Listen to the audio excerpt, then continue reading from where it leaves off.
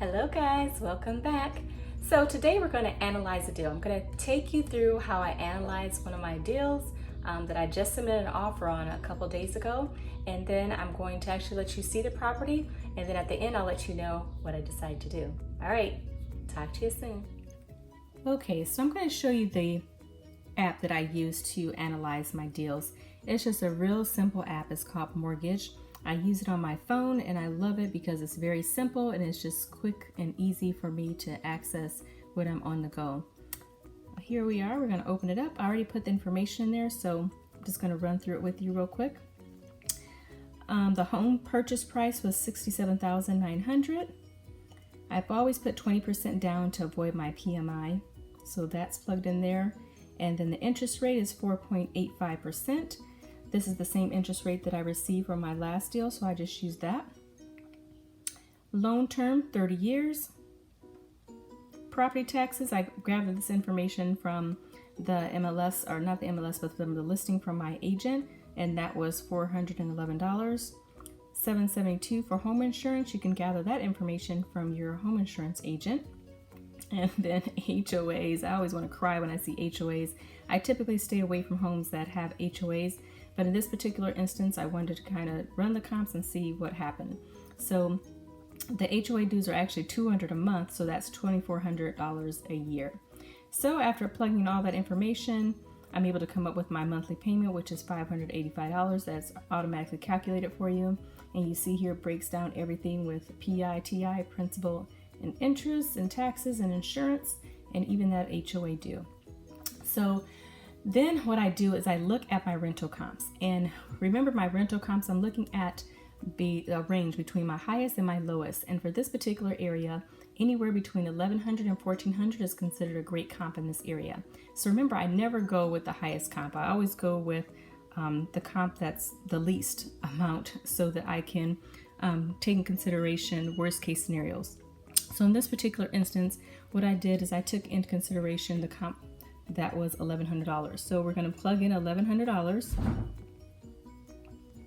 and we're going to subtract that mortgage, which was $585, and you see we come up with $515.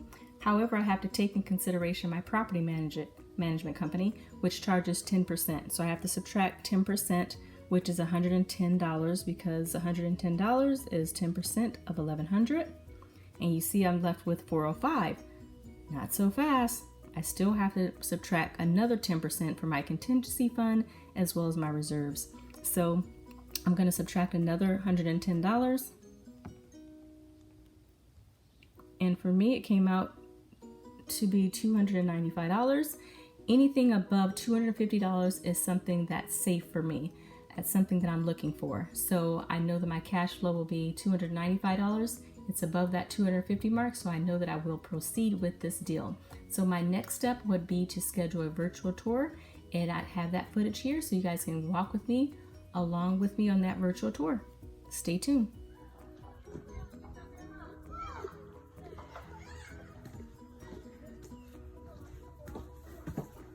Okay, so you've got the half bath here, laminate flooring. Earlier I was saying that these lights here, I don't know if there's any light bulbs. There's light bulbs in there, but for some reason they're not working when you turn on the switch. These are all turned on. But you do have a hall light here. Garage. I do not see a light, nor do I see a garage door opener.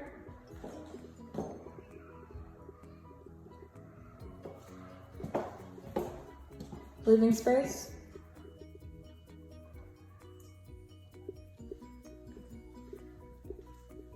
I am noticing that some of the paintwork looks very shoddy.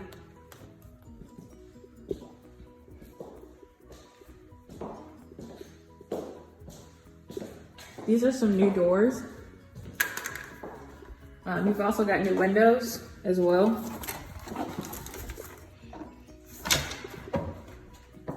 Once again, paintwork. Newer light fixture.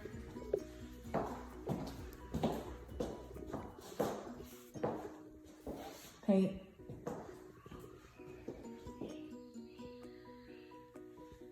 These appliances and the cabinets do look new.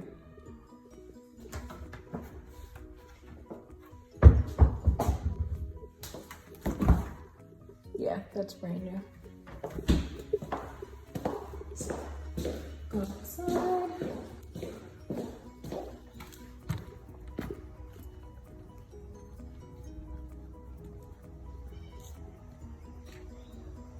Definitely an older HVAC.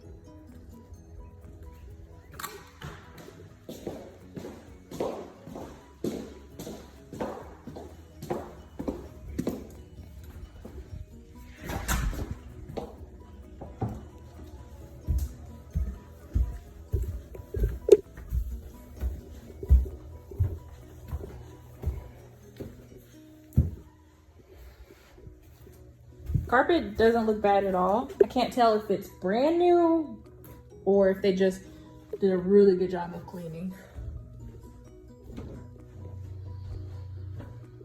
And this is definitely an older window here. Yeah. Oh, goodness. That was a little tight opening.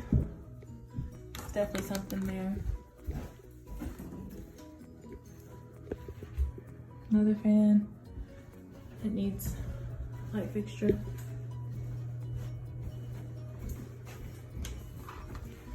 Closet space.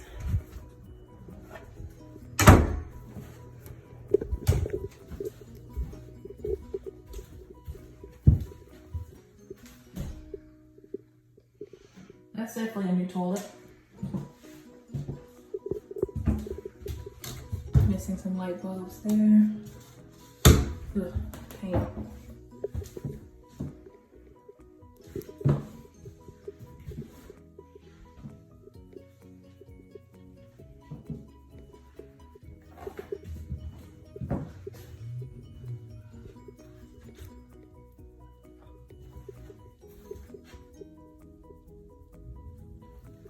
I think that's just an older fire alarm. Because they've got one over here.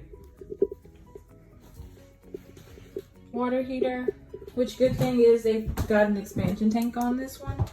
Not sure how old this one is though.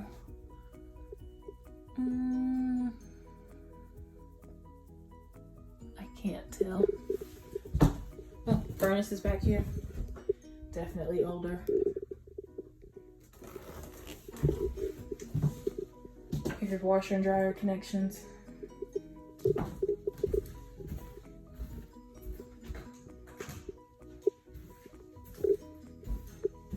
Master.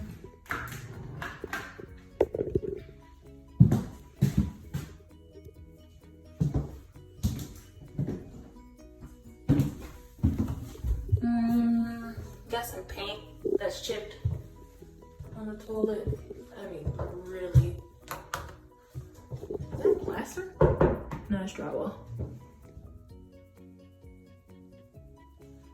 Definitely gonna have to have somebody fix that. Let's check these windows. Older window. Looks like they only replaced the ones downstairs.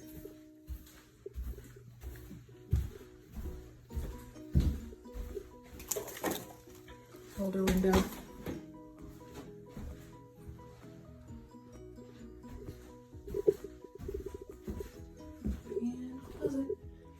All right, so we went through the deal analysis, we went through the virtual tour, and now it's time to make a deal or make an offer. So I went in and made an offer at $60,000. How did I come to that? Well, the comps came in anywhere between $58,000 and $72,000 for very comparable places. This is a 4-bedroom, 2-bath. However, the one for $72,000 was just a little bit better than the one that I was viewing, which is okay. But I still just wanted to make sure that I was coming in with a strong offer. The seller actually offered to pay 6 months of HOA dues, which was great. But I did notice there was an initiation fee also that needed to be paid, which was only $250. So when I came in with my offer, I asked for $60,000 as my purchase price, and then I actually asked for what they offer, which was 6 months of HOA plus the initiation fee, and then of course the home contingency plan. The home inspection contingency as well as the appraisal contingency. And then I tried to ask for a home warranty also. Just wanted to see if they were going to say it. So they countered me back at $62,000, which was okay. They said no to the home warranty, which I wasn't surprised by. They did decide they were not going to pay the HOAs and they were not going to pay the initiation fee, which was okay as well. $62,000 for this property I thought was a great deal. It only needs some minor repairs, as you saw in the virtual walkthrough. So, but then I got to thinking about this particular home and this particular complex. I had spoke to the property management, not the property management, but a board member for HOA. So one of the board members, I spoke to her, and it turns out that they were actually trying to put rent restrictions in place. They had them, but they weren't abiding by them. So this particular complex had about 75% of their homes were renters. And so they wanted to change that, where they only wanted 10% of renters and 90% of owner-occupied homes. And so that scared me. So she said she wanted to implement this by May 1st. So I wanted to know, if I bought my home, would I be able to rent it out? She said that if I did buy it, I would be grandfathered in if I bought it within the next 30 days. And I was like, okay, maybe. But then I got to thinking about it. There's nothing binding her to that, right? There's nothing in writing. They can change it on a whim. So I did not want to go through with the deal. So I called my agent and let her know that I wanted to withdraw from the deal. I did not want to get caught up in a situation where I owned a property and then I wasn't able to rent it out. So I just decided to withdraw. Although this seemed like a great deal and I was so happy about the cash flow that I could potentially be getting from this property, I had to just let it go. Because there will be another deal. There will be another deal. So that's one thing. Don't get caught up in this one great deal that you thought that you found and get into a bad situation where you're not able to maximize your money and maximize your plan and just continue with your real estate plan. So although it hurt, I let it go. And I'm happy about it. I'm actually happy that I was actually able just to let it go, because I know there'll be many more deals out there for me and I just need to be patient. So again, remember to be intentional about what you're doing every single day. Focus on that one thing that's going to get you one step closer to your deal. All right, see you in the next one. Bye.